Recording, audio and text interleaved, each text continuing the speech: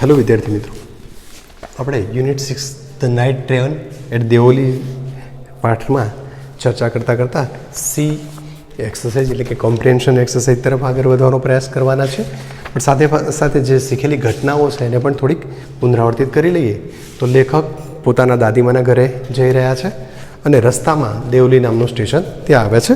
આ દરમિયાન લેખકની નજર એક વખતે એક બાસ્કેટ સેલિંગ ગર્લ ઉપર પડે છે અને લેખક એનાથી આકર્ષિત થતા હોય એવું આપણને પાઠમાં જોવા મળી રહ્યું છે કે લેખક આની સાથે વાતચીત કરવાનો પ્રયાસ, એની ઓળખ કેળવવાનો પ્રયાસ ક્યાં ક્યાં કરતા હોય, એને સ્પર્શ કરવાનો પ્રયાસ કરતા હોય.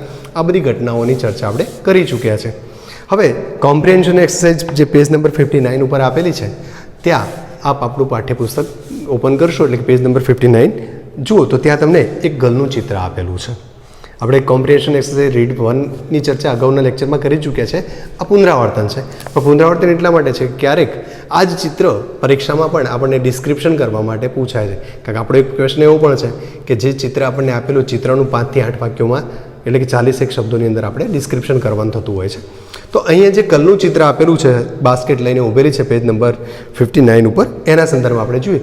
અહીંયા આપણને કેટલાક હેલ્પિંગ વર્ડ્સ, મદદરૂપ થાય એવા શબ્દો આપેલા છે. એ શબ્દોનો ઉપયોગ કરીને આપણે આ વાક્ય બનાવવાનો પ્રયાસ કરવાનો છે.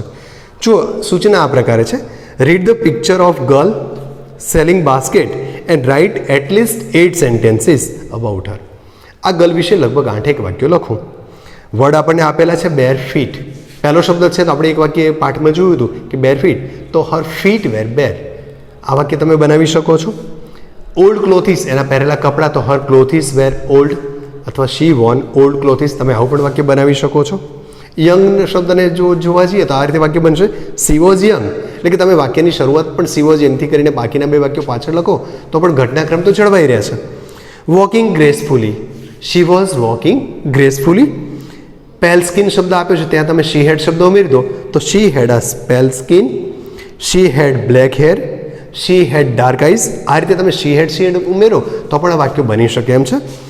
She was searching, her eyes were searching and lively. એની જે આંખો છે એ સર્ચિંગ અને લાઇવલી, જીવંત હોય એવું થાય. તો આમ તમારે 7 થી 8 વાક્યો આ શબ્દો મતલબ કરતા ક્રિયાપદ વગેરેને યોગ્ય ક્રમમાં મૂકી અને સેન્ટેન્સ પેટર્નના જે નિયમો આપણે શીખવ્યા છે એના આધારે વાક્ય બનાવવાના પ્રયાસ કરવાનો છે. C2 એક્સરસાઇઝમાં આપણે ટ્રુ ઓર ફોલ્સ આપેલા છે.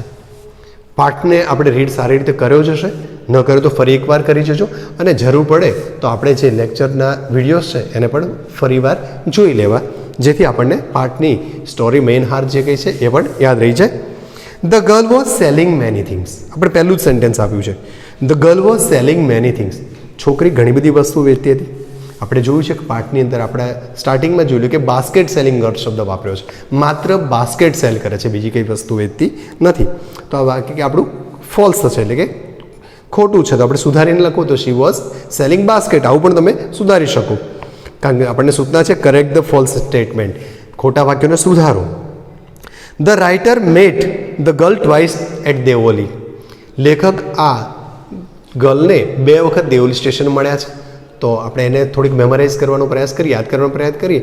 તો પહેલી વાર જ્યારે ટોપલી વેચવા માટે નીકળીને એમની વિન્ડો પાસે ઊભી રહી અને પછી જતી રહી ત્યારે મળ્યા હતા, અને બીજી વાર એ રિટર્ન જર્નીમાં જ્યારે આવતા હતા ત્યારે મળ્યા હતા. એટલે લેખક 2 વાર મળે એ વાત સાચી છે. The writer control his feeling of touching the girl. લેખક એની ફિલિંગ જે છે પેલી છોકરીને સ્પર્શ કરવાની એને રોકી શક્યા હતા. ફર્સ્ટ ટાઈમ એમણે ટ્રાય કર્યો હતો પણ સફળતા નહોતી મળી. જ્યારે સેકન્ડ ટાઈમે લેખકે એનો હાથ પકડ્યો હતો તો કંટ્રોલ કરવામાં એ સફળ રહ્યા નથી. શી કોટ હર હેન્ડ. એમણે એનો હાથ પકડ્યો હતો. આ પ્રમાણેની વાક્ય રચના છે, એટલે કે આ વાક્ય ખોટું થશે. The writer watch the girl in a dream during the journey. લેખક જર્ની દરમિયાન, મુસાફરી દરમિયાન સ્વપ્નમાં એને જોઈ રહ્યા હતા. લેખક ઊંઘ્યા જ નથી, એના વિચારોમાં છે, અવેકણ છે. એટલે ઊંઘ્યા હોય તો સ્વપ્નનો પ્રશ્ન આવે. એટલે કે લેખક એને થ્રુ આઉટ પોતાની જર્ની દરમિયાન યાદ કરે છે. લેખકે એને ડ્રીમમાં જોઈ નથી. The writer expressed his love in words during their second meeting. લેખક પોતાનો પ્રેમ બીજી મુલાકાત દરમિયાન વ્યક્ત કરી શક્યા હતા. તો આપણે જોયું હતું કે પાઠમાં લખેલું છે કે both of them didn't say anything. બંનેમાંથી કોઈ વ્યક્તિ કંઈ જ નથી બોલ્યા. They spoke without word. એ શબ્દો વગર બોલ્યા છે, એટલે કે વાતચીત અહીંયા થયેલી નથી. અને લાસ્ટ સેન્ટેન્સ એમાં જે આપ્યું છે, the writer broke his journey at Deoli and made inquiries about the girl. લેખકે પોતાની મુસાફરી દરમિયાન બ્રેક કર્યા, દેઓલી સ્ટેશને ઉતર્યા અને એની ઇન્ક્વાયરી કરી હતી. તો હા, એ સ્ટેશન માસ્તરને પૂછવા માટે ગયા હતા બાસ્કેટ સેલિંગ ગર્લ વિશે, એટલે કે આ વાક્ય ટ્રુ છે. 2.C3 જે એક્સરસાઇઝ આપણને આપી છે એમાં જે સેન્ટેન્સીસ આપેલા છે એ સેન્ટેન્સીસને આપણે રીડ કરવાના છે એકવાર. હવે અહીંયા જે આપેલા જે સેન્ટેન્સ છે એ આપણા ઘટનાક્રમની સાથે સેટ થતા નથી, આપણે ઘટનાના ક્રમમાં ગોઠવવાના છે. એટલે કે જેમ કોઈ પણ વાર્તા આપણે ગોઠવતા હોય તો એ વાર્તાના જે પ્રમાણે સ્ટેપ લેતા હોય એ પ્રમાણે અહીંયા ઇન્સિડેન્ટના સ્ટેપ લેવાના છે કે આ ઘટનાક્રમ કઈ રીતે બન્યો હતો. એક સેન્ટેન્સ આપ્યું છે આપણને, I was looking at her intently, હું એના સામે ઇરાદાપૂર્વક જોઈ રહ્યો હતો. આઈ વિશ ટુ ટચ હર, હું એને સ્પર્શ કરવા માંગતો હતો. I watched the girl until the signal box came, હું એને સિગ્નલ બોક્સ આવ્યું ત્યાં સુધી જોતો રહ્યો. I could not forget her face, એનો ચહેરો ભૂલાયો નથી. I felt the impulse to put her on the train, મનમાં એવી લાગણી થઈ કે એને ટ્રેનમાં લઈ લઉં. I caught her hand and held it, હું એનો હાથ પકડું અને એને પકડી રાખ્યો એમ. She was with me for the rest of journey, અને મારી સાથે મુસાફરીમાં કન્ટિન્યુઅસ રહે. આ પ્રમાણેની આખી જે ઘટનાક્રમ છે, તો આ ઘટનાને તમે થોડાક સમયની સાથે, મતલબ પાઠમાં જે ઘટનાક્રમ આગળ વધ્યો છે એમાં પહેલું સેન્ટેન્સ કયું આવે, તો સૌપ્રથમ તો જ્યાં સુધી બંને વચ્ચે કોઈ ઓળખાણ જ ન થઈ હોય ત્યાં સુધી આગળ કોઈ ઘટનાક્રમ થવાની શક્યતા નથી. તો એની ઓળખાણના સંદર્ભમાં એનું જે વસ્તુ ક્યાંક આવી હતી એવી ઘટના શોધવી પડે. એવું સેન્ટેન્સ આપણને એ આપ્યું નથી, પણ લેખક જે એને જોઈ રહ્યા હતા, આઈ વોચડ ધ ગર્લ, આ સેન્ટેન્સને આપણે ફર્સ્ટ ક્રમ આપવો પડશે અહીંયા ટેમ્પરરી, કે લેખક એને જ્યાં સુધી રસ્તામાં, માર્ગમાં, દ્રષ્ટિપથમાં સિગ્નલ બોક્સ ન આવ્યું ત્યાં સુધી જોઈ રહ્યા છે. બીજા નંબરના વાક્યમાં જો આપણે જોવા જઈશું તો she was with me for the rest of journey, લેખકની યાત્રા શરૂ થઈ ચૂકી છે, ટ્રેન ઉપડી ચૂકી છે. સિગ્નલ બોક્સ આવવાના કારણે લેખક હવે એને જોઈ શકતા નથી, પણ એના વિશેના વિચારો એ લેખકની સાથે સતત રહે છે. એટલે કે આ જે બીજા નંબરનું વાક્ય છે એ જે છેલ્લું વાક્ય છે ને આપણે બીજા નંબર ઉપર મૂકવું પડશે, C was with me for the rest of life. ત્રીજા નંબર સેન્ટેન્સ ઉપર આપણે જોવું પડશે કે હવે મારી સાથે પ્રવાસમાં જ્યારે મારી સાથે સતત રહેતી હોય તો કઈ વસ્તુ નહીં બને, તો I could not forget her face, મને એનો ચહેરો ભૂલાતો નહોતો. આ વાક્યને આપણે ત્રીજો નંબર આપવો પડશે. પછીના સંદર્ભમાં જોવા જઈએ તો લેખક જે એના તરફ જોઈ રહ્યા હતા, ઇન્ટેન્સલી જોઈ રહ્યા છે, તો એ વાક્યને તમે ચોથા નંબર ઉપર આપી શકો એમ છો. આઈ વિશ ટુ ટચ હર, બીજી વારની મુસાફરી શરૂ થઈ ગઈ છે, લેખક એને સ્પર્શ કરવા ઈચ્છે છે કે ફર્સ્ટ ટાઈમ મારી મુસાફરીમાં એને સ્પર્શ કરવા માંગતા હતા, તો એ ઘટનાઓને. આમ તમને જે વાક્યો આપેલા છે અહીંયા, ડિગ્રી ઓફ એટ્રેક્શન, લેખક પાઠના ઘટનાક્રમ કરતાં લેખકનું જે એટ્રેક્શન છે વધારે પણ ક્યાં દર્શન થાય છે, ક્યાં જોવા મળે છે, એ આધારે તમારે ઘટનાક્રમને અહીંયા આપવાનો પ્રયાસ કરવાનો છે. આમ તમારે C3 એક્સરસાઇઝ લેખકના એટ્રેક્શન લેવલને ધ્યાનમાં રાખીને કરવાની છે. પાઠના ઘટનાક્રમ કરતાં પણ લેખકનો એટ્રેક્શન ક્રમ તમને જે વધુ શૂટ થાય તો એકાદ વાક્યનો નંબર ચેન્જ થઈ શકે છે. C4 એક્સરસાઇઝમાં આપણને સૂચના આપેલી છે, fill in the blanks selecting appropriate words from the text. ટેક્સ્ટમાંથી, પાઠમાંથી તમારે આ શબ્દો પૂરા કરીને ખાલી જગ્યાઓ, મતલબ ખાલી જગ્યાઓમાં જે શબ્દો ખૂટે છે એ પાઠના આધારે મૂકવાના છે. એટલે કે આ માટે જરૂર છે કે તમે પાઠને રીડ કરો. પાઠ જો તમે રીડ કરશો તો આપોઆપ આ સેન્ટેન્સ આપણા ઘટનાક્રમમાં આવતા જશે. સાથે સાથે પાઠની સ્ટોરીને યાદ કરવાનો પણ પ્રયાસ કરવાનો છે. જો આપણને શું આપ્યું છે, the writer was about blanks years of age. લેખકની ઉંમર કેટલી હતી યાદ કરીએ આપણે પાઠમાં, તો લેખકે એક જગ્યાએ કહ્યું છે કે હી વોઝ 18, તો અહીંયા આપણે આ ખાલી જગ્યાનો જવાબ લખીશું 18. The writer was about 18 years of age. He regularly spent. હવે સ્પેન્ટની વાત આવી તો તરત જ આપણા માઇન્ડમાં આવશે વેકેશન. વેકેશન કયું, તો કે સમર વેકેશન. તો he regularly spent his summer vacation with his grandmother. Grandmother ક્યાં રહેતા હતા, તો લીવડ ઇન દેહરા. તો who lived in Dehra. He left for Dehra. હવે લેખક દેહરા જવા ક્યારે નીકળતા હતા, તો આપણે જાણીએ છીએ કે early in May and return late in July. તો આ વાક્ય રચના તમારે મે અને જુલાઈ વાળી વાક્ય રચના તમારે બાકીની બે ખાલી જગ્યાઓમાં લખવાની છે. Once while he was travelling by the night train at Deoli, જ્યારે એકવાર રાત્રિની ટ્રેનમાં મુસાફરી કરી રહ્યા હતા, હી ખાલી જગ્યા ઓન ધ પ્લેટફોર્મ. એમણે પ્લેટફોર્મ પર કોને જોયું, પેસેન્જર ઘણા બધા જોયા હશે, પણ હી સો આ girl selling basket on the platform. એમણે બાસ્કેટ વેચતી એક છોકરીને પ્લેટફોર્મ ઉપર જોઈ હતી. શી હવે છોકરીનું વર્ણન કરવાનું છે તો આપણે છોકરીના વર્ણન માટે ઘણા બધા શબ્દો જોઈ ચૂક્યા હતા કે એનો પેલ ફેસ, એનો સ્કિન છે, ડાર્ક આઈઝ છે, શાઇની હેર છે. તો આ બધા વાક્યોના સંદર્ભમાં પણ તમે હેડની સાથે વાક્ય લખી શકો. તો શી had a pale skin, she had a black shiny hair. The writer, હવે લેખક આ બધું જોઈને શું થયા હતા? તો the writer was attracted to her, એના તરફ આકર્ષિત થયા છે. So he got of the compartment, અને એટલે એ કમ્પાર્ટમેન્ટમાંથી નીચે ઉતર્યા છે. એન્ડ ઉતર્યા પછી લેખક ક્યાં ગયા હતા? તો એક્રોસ ધ ટી સ્ટોલ, એ ટી સ્ટોલ પાસે ગયા હતા. Actually he didn't want to buy any basket, ખરેખર તેમને કોઈ ટોપલી ખરીદવી નહોતી, but he still bought one, ખરીદવી નહોતી છતાં એક એમણે ખરીદી હતી. સો ધેટ, શું કામ ખરીદી હતી? He wanted to touch the finger of girls, અથવા he wanted to touch the girl, એમને આ છોકરીને સ્પર્શ કરવો હતો. તો હી કુડ બી વિથ હર, આ રીતે પણ તમે વાક્ય રચનાને લઈ શકો છો. So that he could be with her for some time, એની સાથે થોડોક સમય પસાર કરી શકે, એને સ્પર્શ કરી શકે. આ વાક્ય તમે બંનેમાંથી ગમે તે એક ઓપ્શન લઈ શકો છો. હી વોન્ટેડ, શું ઈચ્છા થઈ લેખકને? તો આપણે જોયું હતું પાઠમાં કે લેખક એને પોતાની સાથે લઈ જવાની ઈચ્છા છે, પોતાની સાથે રાખવા, પોતાની સાથે ટ્રેનની મુસાફરી કરાવવાની. તો he wanted to touch her but he couldn't do so, એ એને સ્પર્શ કરી શક્યા નહોતા. એઝ ધ ટ્રેન સ્ટાર્ટેડ, જેવી ટ્રેન ચાલુ થઈ, he ran back to the compartment, એ પોતાના ડબ્બા પાસે પહોંચી ગયા હતા. He couldn't forget the girl's eyesight, girl's shiny hair, black pale, આ બધી વસ્તુ લેખક ભૂલી શક્યા નથી. Girl till he reach Dehra, તો લેખક જ્યાં દહેરાદૂન પહોંચ્યા, ત્યાં એમના દાદીના ઘરે પહોંચ્યા, ત્યાં સુધી આને ભૂલી શક્યા નથી. એ પ્રમાણેની વાક્ય રચના તમારે ટેક્સ્ટ પાઠના આધારે આ વાક્યો શોધી અને પૂરી કરવાની છે.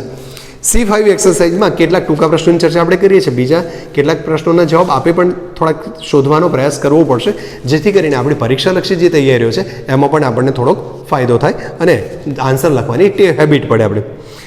પહેલો ક્વેશ્ચન આપણને આપ્યો છે, where did the author spend his summer vacation? લેખક પોતાનું સમર વેકેશન ક્યાં પસાર કરતા હતા? તો એક જ શબ્દમાં આપણે આ જવાબ આપવો હોય તો શું થાય? તો ઇન દહેરા, દહેરામાં. હવે કોણ ત્યાં રહેતું હતું તે આપણે જાણીએ છીએ કે his grand mother lived that. તો આપણે આખા વાક્યમાં જવાબ આપણો થાય, the author spend his summer vacation at Dehra at his grand mother's place, grand મધરના પ્લેસ ઘરે એ વેકેશન પસાર કરતા હતા. તમે આવો આન્સર આપી શકો. How did the author react when he saw the girl for the first time? લેખકે જ્યારે ગર્લને પહેલી વાર જોયું તો કઈ રીતે રિએક્ટ કર્યું હતું? તો હી ઇન્ટેન્ટલી લુક્ડ, હી નોટિસ્ડ હર, લેખક એને સતત જોઈ રહેવાનો પ્રયાસ કર્યા છે. વેન ધ ગર્લ પાસ્ડ અવે અથવા મૂવ ફ્રોમ હિઝ વિન્ડો, એ લેખકની બારી પાસેથી પસાર થઈ ગઈ. લેખક પોતે કહે છે આઈ કાન્ટ નો, અથવા તો I do not know why, મને એ નથી ખબર કે હું શું કામ. I left my seat and went to the compartment door, હું દરવાજા પાસે કેમ જઈને ઊભો રહ્યો, એ લેખક પોતે પણ આવું કહી ચૂક્યા છે. એટલે લેખક એના તરફ એટ્રેક્શન અનુભવતા હોય એવું આપણને જોવા મળી રહ્યું છે. What feeling did the author have while buying basket? લેખક જ્યારે બાસ્કેટ ખરીદતા હતા તો એ વખતે એમના મનમાં કઈ ફિલિંગ જોવા મળી છે આપણને? તો આપણે જોઈએ કે લેખકનો બાસ્કેટ ખરીદવાનો ઇન્ટેન્શન એને સ્પર્શ કરવાનો હોય એવું આપણને લાગ્યું હતું. તો wanted to touch the girl or the girl's finger, આ પ્રમાણે તમારે આન્સર આપી શકો છો. What kept the author awake for the rest of journey? તો લેખકને કઈ બાબતે આખી મુસાફરી દરમિયાન જાગતા રાખ્યા? તો the author could not forget the girl's face, her pale skin, dark eye, shiny black hair. લેખકને આ બધી વસ્તુઓ સતત યાદ આવે છે, એટલે લેખક આ વસ્તુને ભૂલી શકતા નથી. એટલે આખી મુસાફરી દરમિયાન એ કેપ્ટ અવેક તરીકે એટલે કે જાગતા રહે છે. નેક્સ્ટ ક્વેશ્ચનમાં આપણને કંઈક આવું પૂછ્યું છે, what ears did the author have when he met girl for the second time? લેખક જ્યારે સેકન્ડ ટાઈમ આ ગર્લને મળ્યા ત્યારે લેખકના મનમાં કઈ ફિલિંગ હતી? તો આપણે પાઠમાં જોયું હતું કે જ્યારે સેકન્ડ ટાઈમ લેખકે દૂરથી એને જોઈ અને હાથ વેવ કર્યો તો એના તરફથી પ્રતિભાવ જે મળ્યો હતો, સ્માઇલિંગ જે મળ્યું હતું, ત્યારે લેખક એનાથી છૂટા પડવાની વાતને સહન નહોતા કરી શકે. Could not bear to see her vanishing in the darkness of Deoli. દેવલીના જે ડાર્કનેસ છે એમાં એને વેનિશ થયું પણ જોવા માગતા નહોતા. હી wanted to keep her with him journey, keep with him in her journey. તો એની જે જર્ની છે, પોતાની જે મુસાફરી, એમાં એને સાથે રાખવાની ફિલિંગ લેખક વ્યક્ત કરે છે એવું આપણે પાઠમાં જોયું છે. Why did the author leave for Dehra earlier than usual? પછીના ઘટનાક્રમમાં લેખક નોર્મલી જે સમય જતા હતા દહેરા એના કરતાં વહેલા કેમ નીકળ્યા હતા? તો તો he wanted to meet the girl at the station. લેખકને આ ગર્લને મળવું હતું એટલા માટે વહેલા જવા નીકળ્યા છે. How did the author feel as the train enter Dehra? What did he decided then? જ્યારે ટ્રેન દહેરા પહોંચી ત્યારે લેખકે શું વિચાર્યું હતું અને પછી એમણે શું કર્યું? અહીંયા આ પ્રશ્નનો જવાબ આપણે બે વખતે અલગ અલગ છે. સેકન્ડ ટાઈમ જ્યારે રિટર્ન મુસાફરીમાં હતા લેખક ત્યારે, અને પછી નેક્સ્ટ ટાઈમ જ્યારે ફરી પોતાના દહેરા જવા દાદીમાના ઘરે જવા નીકળ્યા હતા ત્યારના સંજોગો સાથે જવાબ બદલાઈ શકે. જો પાછળના સંજોગોનો જવાબ જોઈએ તો લેખકને ત્યાં મળવી જોઈએ, લેખક એને જોવા ખૂબ જ અધીરા છે એ પ્રમાણેની વાક્ય રચનાઓ સાથેના ત્યાં તમને સેન્ટેન્સ મળી શકે એમ છે. Whom did the author ask about the girl? લેખકે ગર્લ વિશે કોને પૂછ્યું? તો એક જ શબ્દમાં સ્ટેશન માસ્તરને પૂછવું છે, તો આપણે જવાબ આપી શકીએ છીએ the author ask the station master about the girl.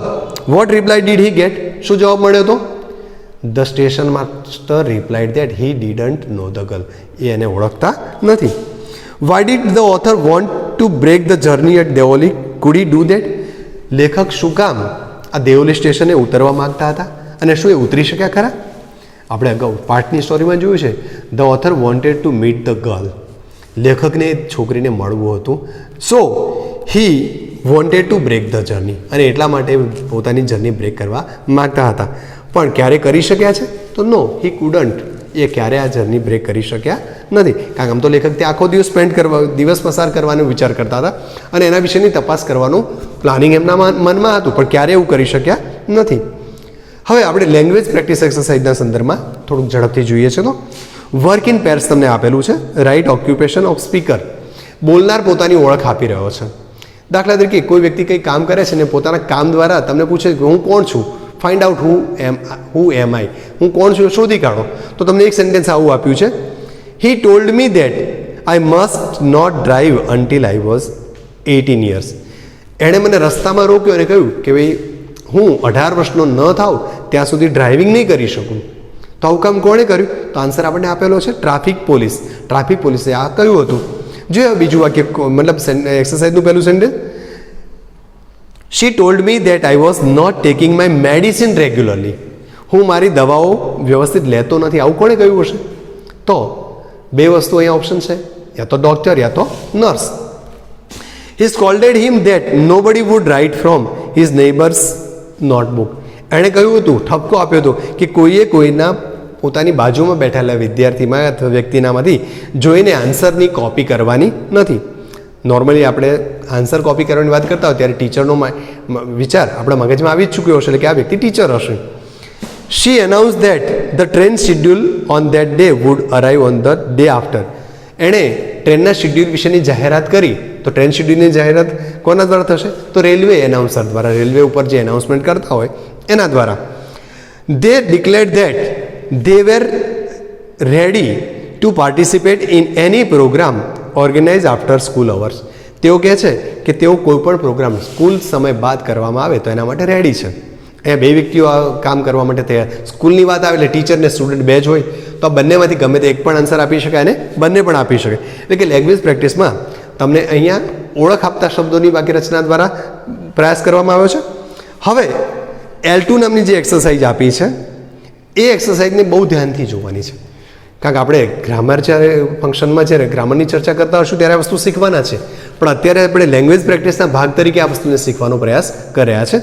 તમારે એ અને બી વાક્યો જે આપેલા છે એ બંને વાક્યોને સાથે જોતા જવાનું છે અને એની અંદર જે કંઈ ડિફરન્સ છે એને પણ આપણે ચેકઆઉટ કરતા જઈએ છીએ. જોઈએ આપણને ડિફરન્સ શું આપ્યો છે.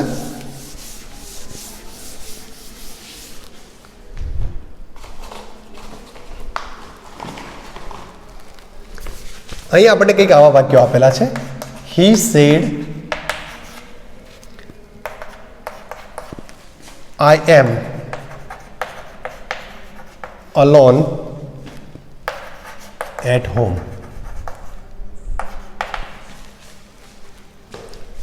Today. અહીંયા એમના નીચે અંડરલાઈન આપેલી છે, બંને સાઈડ ઉપર ઇન્વર્ટેડ કોમાસ આપેલા છે અને આ એક સેન્ટેન્સ આપણને એ ભાગમાં આપ્યું છે. બી ભાગના સેન્ટેન્સને આપણે અહીંયા લખવાના છે. હવે બીજું સેન્ટેન્સ કયું છે એને જોઈએ તો he said I am looking for my keys now.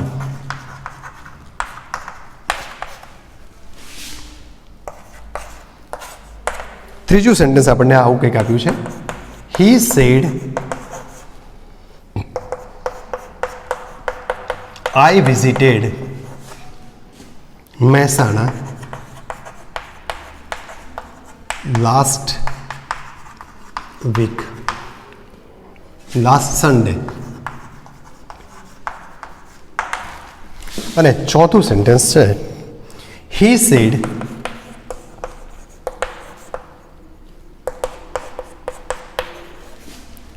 I have lived here for a long time. વિદ્યાર્થી મિત્રો, આપણે આ 4 વાક્યોની ચર્ચા કરીએ છીએ અને એના આધારે આપણે L3 એક્સરસાઇઝ તરફ જવાનો પ્રયાસ કરવાના છે. હવે જો એ પાર્ટમાં આપણને આ વાક્ય આપ્યું હતું. હવે બી પાર્ટમાં જે વાક્યની સામે આપ્યું છે એને જોઈએ તો અહીંયા હી સેડ લખ્યું છે, અહીંયા પણ હી સેડ લખેલું છે, હી સેડ લખ્યું છે. હવે એક શબ્દ જુઓ નવો ઉમેરેલો છે, ધેટ. અહીંયા જે અવતરણ ચિહ્ન છે એ નથી આપ્યા, અહીંયા આપણને ધેટ આપ્યું છે. He said that.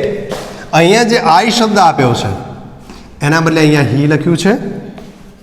હી અહીંયા જે એમ આપ્યું છે એના બદલે વોઝ લખ્યું છે. અલોન એટ હોમ ટુડેના બદલે આપણને ધેટ ડે આપ્યું છે. આ પ્રમાણેનું વાક્ય આપણને આપેલું છે. બીજા વાક્યના સંદર્ભમાં જોઈએ તો આવું કંઈક આપ્યું છે. He said that, he said that he was looking for his keys then.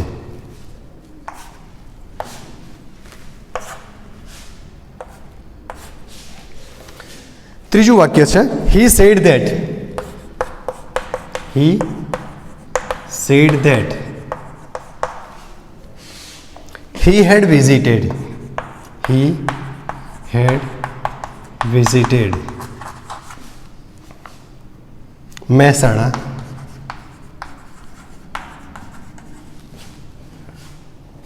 the previous Sunday.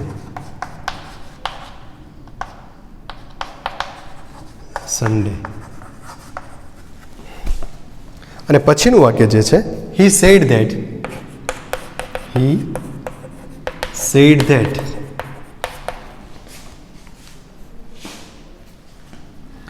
he had lived there for a long time. હવે આપણને જે સૂચના આપેલી છે એમાં L2 એક્સરસાઇઝમાં આ વાક્યોને આપણે ડિફરન્સ ચેક કરવાની સૂચના છે, પણ સામે આપણને જે L3 એક્સરસાઇઝ આપી છે રીડમાં પેજ નંબર 61 ઉપર, ત્યાં આ ડિફરન્સ કયો છે એ ચેક કરવાની પણ સૂચના છે. તો દાખલા તરીકે જો પહેલું સેન્ટેન્સ આપણને આપ્યું છે આઈ એમ અને ટુડે, આ 3 શબ્દો તમને L3 એક્સરસાઇઝના એક પાર્ટમાં આપેલા છે, પાર્ટ 1માં અને પાર્ટ 2, આવા 2 ભાગ પાડેલા છે. તો અહીંયા આઈ એમ અને ટુડે આવા શબ્દો લખેલા છે. સામે પક્ષે જુઓ તો અવતરણ ચિહ્નો દૂર થયા છે, એના જગ્યાએ ધેટ શબ્દ ઉમેરેલો છે. આઈના બદલે આ જે આઈ લખેલો હતો એના બદલે હી લખાયેલું છે, એમના બદલે વોઝ લખાયેલું છે અને ટુડેના બદલે ધેટ ડે લખાયેલું છે. આ વસ્તુ તમારે માર્ક કરવાની છે કે આ રિપોર્ટિંગ ઇવેન્ટવાળું ફંક્શન આપણે શીખી રહેલા છે. બોલાયેલા વાક્યો બીજા વ્યક્તિ દ્વારા બોલાય છે, એટલે કે આપણે ઇનડાયરેક્ટ નેરેશન તરફ પ્રયાણ કરી રહ્યા છે. He said I am alone at home today. Answer મળ્યો છે હી સેડ ધેટ. આઈના બદલે હી, એમના બદલે વોઝ. જો વર્તમાનકાળનો ભૂતકાળ થયેલો છે. આની ચર્ચા આપણે ડાયરેક્ટ ઇનડાયરેક્ટ સ્પીચ જ્યારે શીખીશું ત્યારે કરીશું. એમના બદલે વોઝ થયેલો છે. અલોન એટ હોમ ટુડેના બદલે ધેટ ડે શબ્દનો ઉપયોગ થયેલો છે. બીજા વાક્યમાં હી સેડ આઈ એમ. જો હી સેડ શબ્દ એમને એમ રહેલો છે, આઈના બદલે હી લખાય છે, એટલે કે અહીંયાનો શબ્દ બોલનાર પ્રમાણે બદલાયેલો છે એ આપણે ધ્યાન રાખ. સપોઝ જો આ જગ્યાએ સી હોત ને તો અહીંયા આઈના બદલે જે હી લખ્યું એના બદલે સી લખાતું. હી સેડ ધેટ આઈ એમના બદલે હી વોઝ લખેલું છે. હી વોઝ લુકિંગ ફોર, અહીંયા જે માય શબ્દ છે માયના બદલે હીસ લખાયું છે. જો વાક્ય આપણું સી વાળું હોત તો હર લખાતું.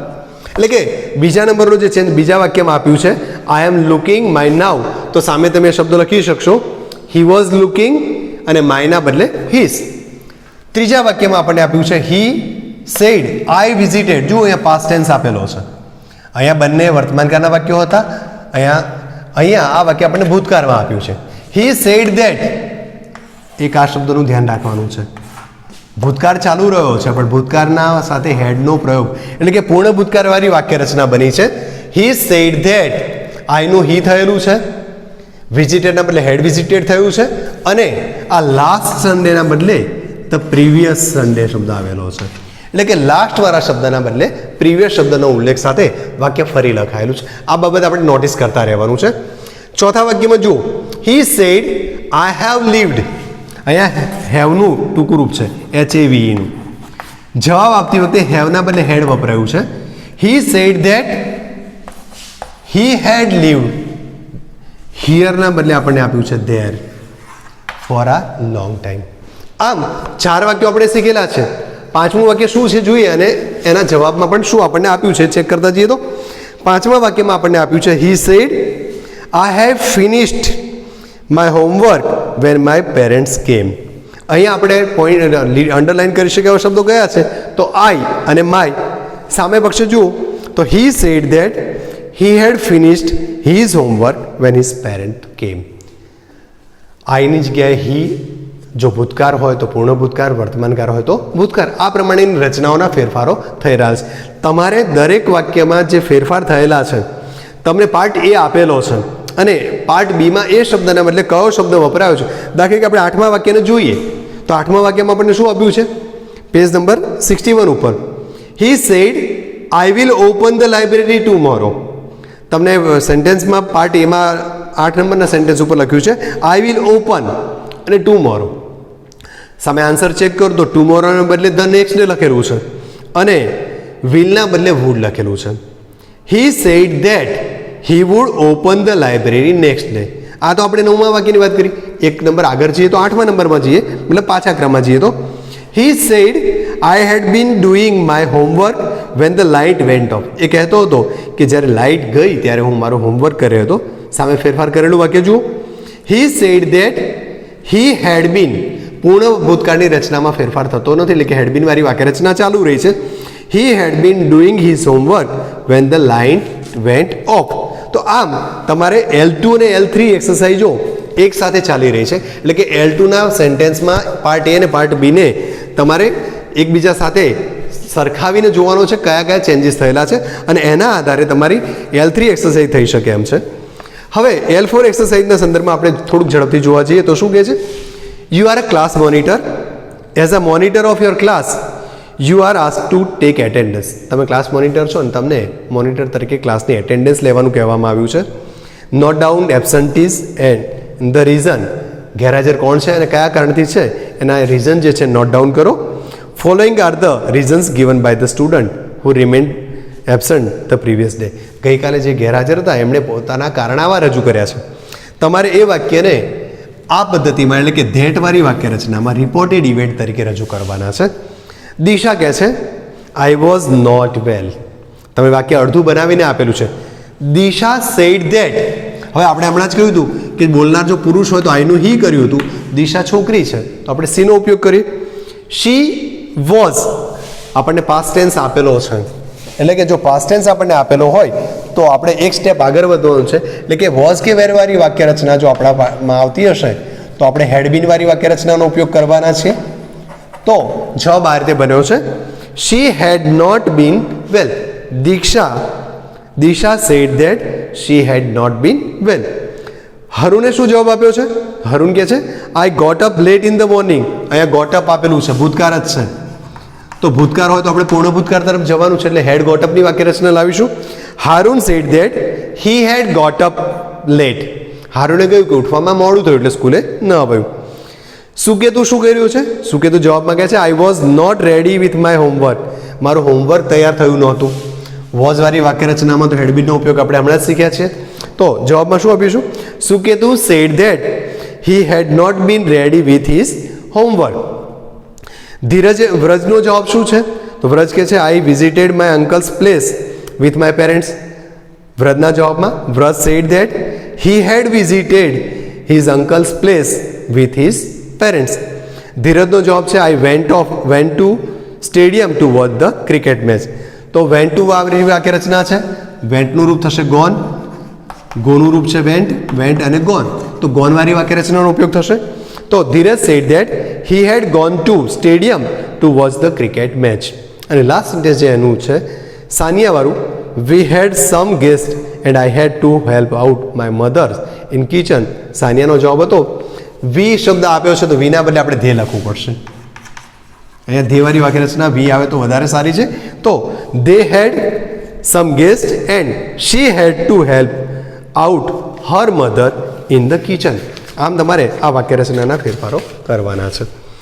L5 એક્સરસાઇઝમાં આપણે જોઈએ તો જે પેરેગ્રાફ આપણને આપેલો છે અહીં તમે જોયું હશે કે વાક્ય રચનામાં આપણે થોડા નાના મોટા ફેરફારો કરતા રહ્યા છે. તો એ ફેરફારોને કઈ રીતે યાદ રાખશું એ જોતા જાઓ તો આ જલ્દીથી આ વસ્તુ આવડશે. જોઈ લે આપણે નાના ફેરફારો કેવી રીતના થયા છે. વાક્ય રચનામાં આપ્યું હતું આપણને આઈ વોઝ એન એવરેજ. અહીંયા ધ્યાને રાખીશું I was an average student in study but I was very good at English. I was not good at sports. I was very fat. I did not like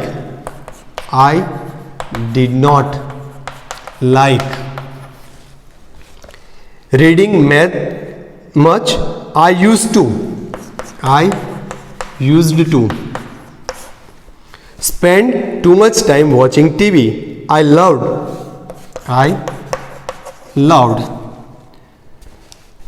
the annual function celebration. અહીંયા as a part of your school project you meet Roopam. તમારી સ્કૂલમાં એક project મૂકવામાં આવેલો છે અને આ પ્રોજેક્ટના ભાગરૂપે તમે રૂપમને મળી રહ્યા છો. આ former student of your school, જે તમારી શાળાનો ભૂતપૂર્વ વિદ્યાર્થી છે, હવે એ પોતાની યાદોને તાજી કરે છે. અહીંયા નામ હી કે સી એટલા માટે લખ્યું છે કે રૂપમ છોકરો પણ હોય અને છોકરી પણ હોઈ શકે. તો એના દ્વારા બોલાયેલા વાક્યો જુઓ. આઈ વોઝ, આઈ ડીડ, આઈ.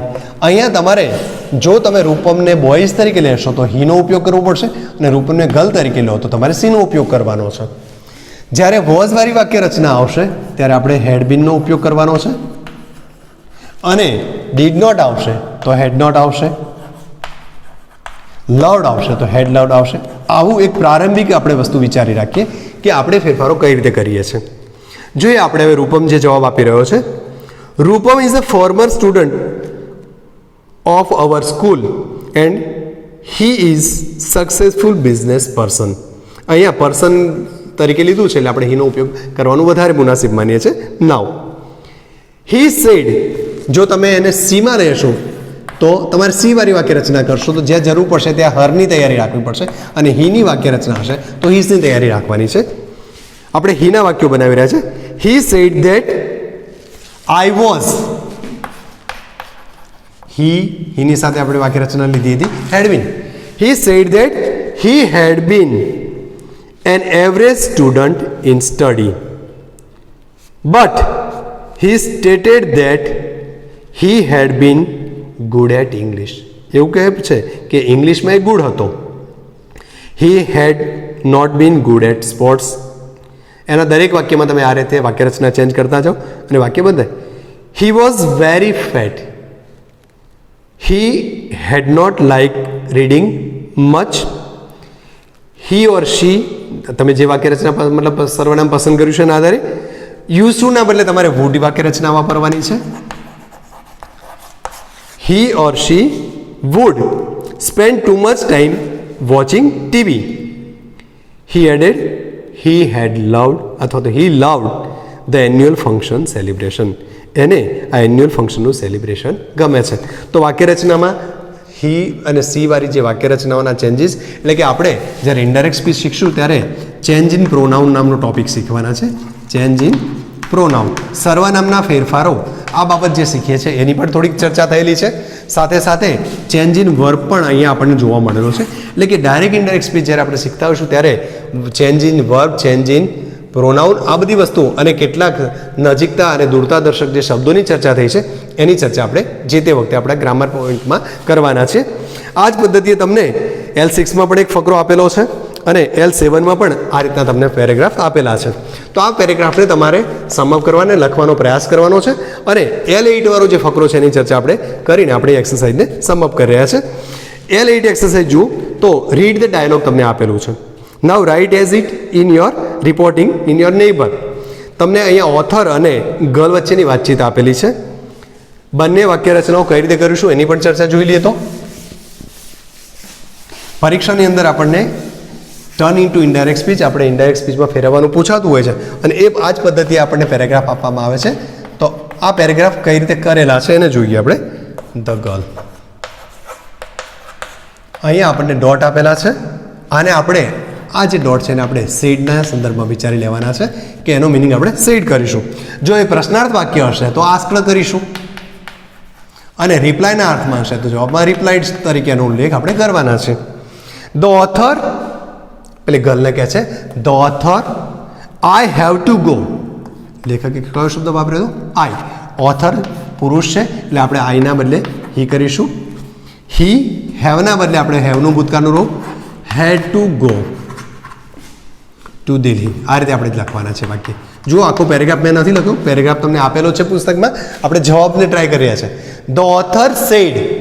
હવે આ જે ડોટને આપણે સેડ તરીકે લીધા એને દૂર કરવા માટે એક કન્જક્શન આપણે ધેટ મૂકવાનું છે, એટલે કે આપણી વાક્ય રચના આ પ્રકારે થશે. The author said that he had to go to Delhi. લેખક કહે છે કે એને દિલ્હી જવું છે. હવે જો આ વાક્ય રચનામાં થોડોક ગર્લ સાંભળે છે એ રીતે લેવું હોય તો તમારે સેડના બદલે ટોલ્ડ કરવું પડે. તો વાક્ય રચના આવી થાય. The author told the girl that. બાકીના વાક્યમાં કોઈ ફેરફાર ન થવાનો. He had to go to Delhi. આ લેખક દ્વારા બોલાયેલું વાક્ય છે. હવે પેલી ગર્લ દ્વારા વાક્ય શું બોલાવ્યું છે તો ડોટ કરીને આપ્યું છે, એની જગ્યાએ આપણે સેડ મૂકી દીધું. ધ ગર્લ સેડ, એના બદલે ડોટના બદલે આપણે કન્જક્શન ધેટ મૂક્યું. આઈના બદલે ગર્લ માટે C.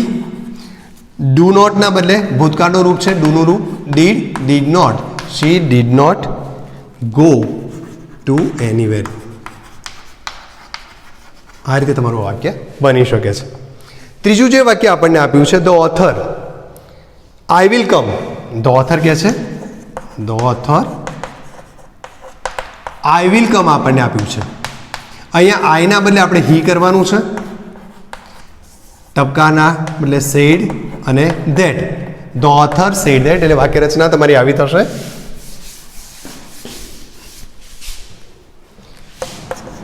The author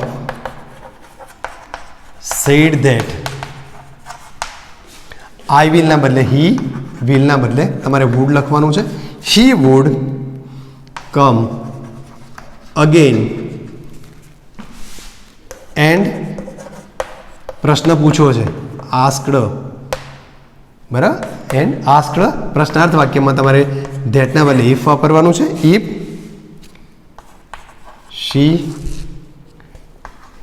wood be there. વાક્ય રચના થોડીક બદલાયેલી છે જેની ચર્ચા આપણે ગ્રામરમાં કરશું.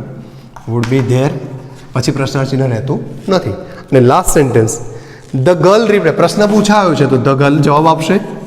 The girl replied that she, ફરી પાછું didn't have to go anywhere. આમ તમારે લેંગ્વેજ વિભાગની જે કંઈ એક્સરસાઇઝો છે એ પણ પૂરી કરવાની છે અને સ્વાધ્યાય કાર્ય લખી અને મોકલી આપવાનું છે. Thank you.